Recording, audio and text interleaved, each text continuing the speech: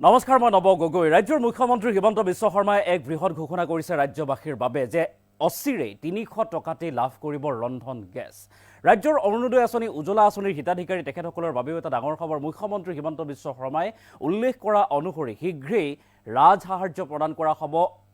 ৰন্ধন গেছত পিএম উজ্জ্বলা আঁচনিৰ হিতাধিকাৰীয়ে ৩০০ টকাতেই ক্ৰয় কৰিব পাৰিব একোটাকৈ ৰন্ধন গেছ আৰু কি উল্লেখ কৰিছে মুখ্যমন্ত্ৰী হিমন্ত বিশ্ব শৰ্মাই আমি সবিস্তাৰে খবৰটো লৈ অহাৰ চেষ্টা কৰিম অচিৰেই ৩০০ টকাত পাব ৰন্ধন গেছ এটা ডাঙৰ খবৰ আমি এই মুহূৰ্তত লৈ আহিছোঁ ৰাজ্যবাসীৰ বাবে এটা ভাল খবৰ লাখ লাখ লোকক উদ্দেশ্যি মুখ্যমন্ত্ৰী হিমন্ত বিশ্ব শৰ্মাই বৃহৎ ঘোষণা কৰিছে ৩০০ টকাতে আপুনি ক্ৰয় কৰিব পাৰিব একোটা ৰন্ধন গেছ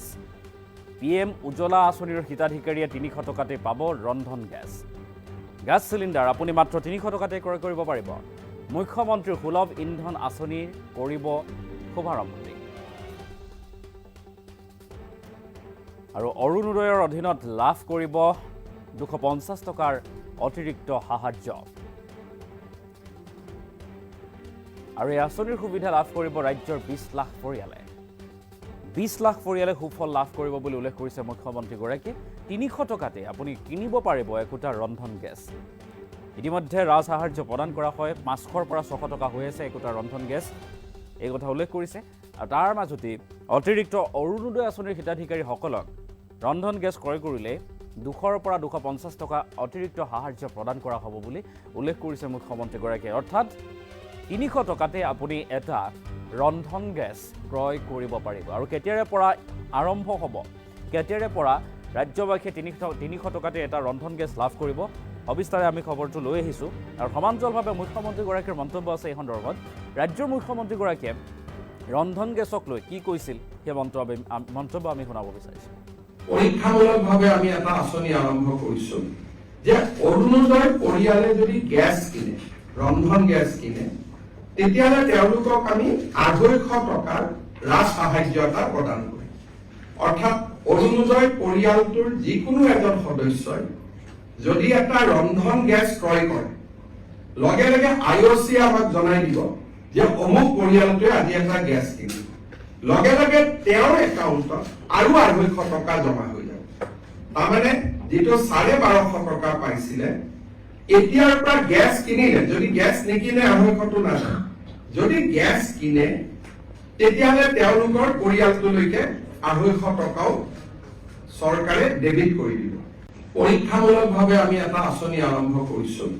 যে অৰুণোদয় পৰিয়ালে যদি গেছ কিনে ৰন্ধন গেছ কিনে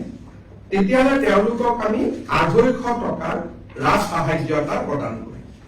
অৰ্থাৎ অৰুণোদয় পৰিয়ালটোৰ যিকোনো এজন সদস্যই যদি এটা ৰন্ধন গেছ ক্ৰয় কৰে লগে লগে IOC আমাক জনাই দিব যে অমুক পৰিয়ালটোৱে আজি এটা গেছ কিনিব লগে লগে তেওঁৰ একাউণ্টত আৰু ২৫০ টকা জমা হৈ যাব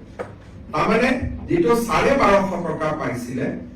এতিয়াৰ পৰা গেছ কিনিলে যদি গেছ নিকিনে ২৫০টো নাযায় যদি গেছ কিনে তেতিয়াহ'লে তেওঁলোকৰ পৰিয়ালটোলৈকে ২৫০ টকাও চৰকাৰে ডেবিট কৰি দিব পৰীক্ষামূলকভাৱে আমি এটা আঁচনি আৰম্ভ কৰিছোঁ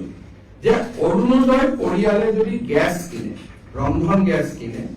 তেতিয়াহ'লে তেওঁলোকক আমি ২৫০ টকাৰ ৰাজসাহায্য এটা প্ৰদান কৰিম অৰ্থাৎ অৰুণোদয় পৰিয়ালটোৰ যিকোনো এজন সদস্যই যদি এটা ৰন্ধন গেছ ক্ৰয় কৰে লগে লগে IOC আমাক জনাই দিব যে অমুক পৰিয়ালটোৱে আজি এটা গেছ কিনিব লগে লগে তেওঁৰ একাউণ্টত আৰু ২৫০ টকা জমা হৈ যাব তাৰমানে যিটো ১২৫০ টকা পাইছিলে এতিয়াৰ পৰা গেছ কিনিলে যদি গেছ নিকিনে ২৫০টো নাযায় যদি গেছ কিনে তেতিয়াহ'লে তেওঁলোকৰ পৰিয়ালটোলৈকে ২৫০ টকাও চৰকাৰে ডেবিট কৰি দিব পৰীক্ষামূলক